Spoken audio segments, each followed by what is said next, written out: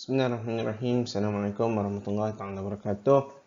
Kita sambung dalam topik seterusnya dalam CT241 iaitu topik kelima, konsep pengeluaran dalam Islam. Okey.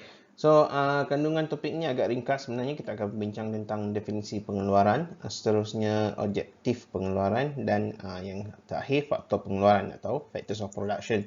Yang ini kita akan bincangkan tanah, buruh modal dan usahawan. Manusia ni agak unik sebenarnya kan, sebab kita ini dikurniakan dan diberikan oleh Allah SWT untuk menggunakan makhluk yang ada, ciptaan Allah ni untuk manfaat kita kan. Dalam Al-Quran Allah mengatakan dialah yang menjadikan bumi ini mudah bagi kamu, maka berjalanlah di segala penjurunya dan makanlah sebahagian dari rezekinya. Okey.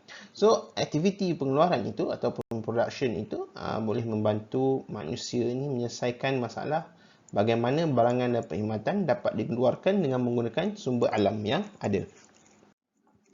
Apa definisi pengeluaran? Kalau mengikut David Pearce, pengeluaran ialah tindakan mengubah faktor-faktor pengeluaran atau factors of production kepada barangan dan perkhidmatan yang dikehendaki untuk penggunaan dan pelaburan. Okay, kalau mengikut Peterson, sebarang kegiatan yang dapat memenuhi kehendak para pembeli dengan mengeluarkan barangan dan perkhidmatan.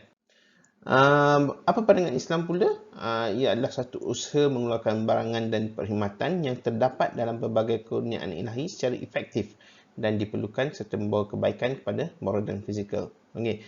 Menurut Dr. Abdullah Muhsin, ia adalah satu usaha yang bersungguh-sungguh serta berterusan dalam menghasilkan barangan yang diharuskan, menggandakan keuntungan bagi memperkayakan masyarakat dan memperkukuhkan kedudukan mereka di tempat yang tinggi. Apa objektif pengeluaran?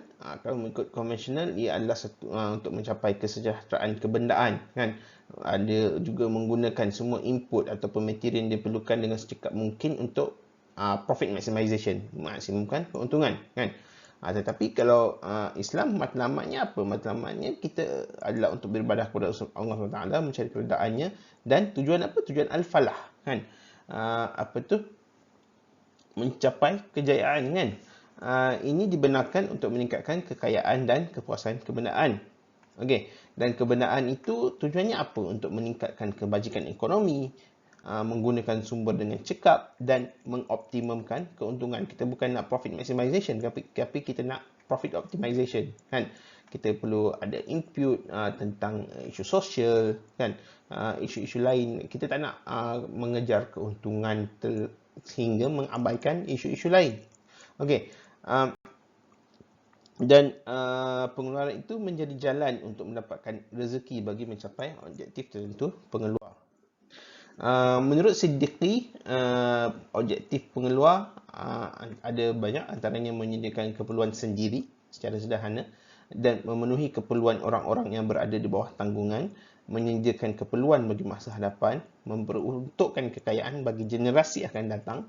Lepas tu kita nak menyediakan khidmat sosial dan sumbangan pada jalan Allah dan memastikan daya tahan dan perkembangan firma berterusan dan meningkat. Okey. Tuntasnya, mencapai keredaan Allah dan nafalah itu tidak menafikan peranan keuntungan kan. Maknanya keuntungan itu still penting sebagai satu motivasi aktiviti pengeluaran. Apa pula kepentingan pengeluaran? Okey. Mengikut teori konvensional, pengeluaran itu penting kerana dapat meningkatkan taraf hidup masyarakat melalui peningkatan kebajikan ekonomi dengan menawarkan sebanyak mungkin barangan ekonomi dan mencorakkan pengguna sumber secara cekap bagi mengembangi sumber yang ada berbanding kehendak manusia yang tidak terbatas kan. Teori ekonomi konvensional, humans has unlimited needs kan. Kehendak manusia itu tidak terbatas. Okey, dan ia memandang bahawa semakin tinggi seseorang memenuhi kehendaknya, maka semakin tinggilah taraf kehidupan mereka. Tetapi dalam Islam, pengeluaran itu penting kerana menjadi jalan untuk melaksanakan tanggungjawab sebagai khalifah. Kan? Kita nak memakmurkan alam, menggunakan sumber rezeki kurniaan Allah SWT untuk keperluan. Kan? Dia juga satu yang mendorong manusia untuk bekerja dan berusaha meningkatkan taraf kehidupan. Dan Islam itu menganjurkan suatu kerja yang produktif dan mengelakkan kemalasan.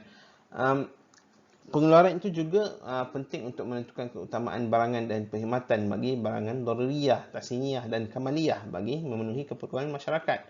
kan? Dan pengeluaran itu membantu pertumbuhan ekonomi kan? Melalui peningkatan daya pekerja dan sebagainya. Okey, seterusnya kita bincang tentang faktor pengeluaran atau biasa kita panggil factors of production. Okey. So, menurut ahli ekonomi konvensional, faktor pengeluaran ialah sumber ekonomi yang digunakan dalam pengeluaran barangan. Okey. Menurut Marshall, ia adalah ejen pengeluaran yang boleh dikategorikan pada 3 faktor utama, iaitu tanah, buruh dan modal. Land, labor, capital. Okey. Marshall juga menambah satu lagi faktor, iaitu organisation, atau organisasi lah sebagai satu ejen pengeluaran. Okey. Marshall menegaskan terdapat 2 ejen pengeluaran, iaitu sumber alam tabi'i dan manusia. Okey. So, yang pertama tanah. Tanah mengagumi kekayaan dan khazanah yang terdapat di bumi, laut dan udara. Okey, ini termasuklah sumber material asas kan. Besi, aluminium, gold, emas dan sebagainya. Okey. Buruh adalah sumber manusia kan. Ia sumber manusia berperanan melakukan kerja ekonomi secara profesional dengan menggunakan keupayaan mental dan tenaga fizikal. Okey. Modal. Modal merupakan stok harta yang merupakan ejen pengeluaran dan juga bukan stok harta yang membantu proses ini sama ada secara langsung atau tidak. Okey. Dan seterusnya usahawan. Okey. Usahawan merujuk kepada faktor yang akan menyumbangkan usaha dan kemahiran pengurusannya sama ada melalui sumbangan tenaga maupun mental. Maknanya dia bagi idea contohnya. Okey, menurut ahli ekonomi Islam, sarjana meletakkan 4 faktor pengeluaran seperti Maududi. Ada tanah, buruh, modal, organisasi. Abul Hasan Muhammad Sadiq letakkan buruh, aset fizikal, modal dan aset keusahawanan. Manan, Syafi dan Muhammad Mu'in Jamal letakkan 3 faktor pengeluaran, iaitu tanah, buruh dan organisasi. Modal dimasukkan sebagai hasil melalui usaha faktor buruh dan tanah. Okey, manakala Abdul Hamid Abu Sulaiman letakkan 2 faktor saja, iaitu tanah dan modal. Okey, terdapat beberapa perbezaan dari sudut definisi faktor dan peranan yang dimainkan antara pandangan sarjana Islam dan konvensional. Okey, so tanah, contohnya sarjana Islam mengatakan tanah tidak lebih merujuk pada faktor aset fizikal semata-mata. Okey, buruh, sarjana Islam mengatakan buruh terikat dengan bidang dan etika kerja berdasarkan ketetapan syariah. Kan? Maknanya buruh itu tidak boleh terlibat dalam aktiviti yang bertentangan dengan syariah contohnya. Okey, modal. Sarjana Islam melihat sebagai sumber kewangan untuk pengeluaran, dan keusahawanan sarjana Islam mengatakan tidak menanggung risiko kerugian modal jika ia tidak menyumbang modal dan berhak kepada keuntungan dengan kadar peratusan yang telah ditetapkan. Maksudnya usahawan dan pemodal ini adalah 2 faktor yang berbeza. Okey. Kesimpulannya, pengeluaran itu merupakan aktiviti yang tak dapat dipisahkan dengan aktiviti penggunaan dan pengagihan. Okey, dalam aspek pengeluaran, faktor kehendak manusia itu dikawal agar tanggungjawab menggunakan suatu barangan dan perkhidmatan selaras dengan kehendak syariah. Okey. Kesederhanaan aktiviti pengeluaran dalam Islam dapat bertahan secara berterusan selama prioriti tahap-tahap keperluan daruriyah, hajiyah, tasniyah dan kamaliyah. Kamaliyah itu tingkat lebih tinggi lah, ya, itu dikekalkan.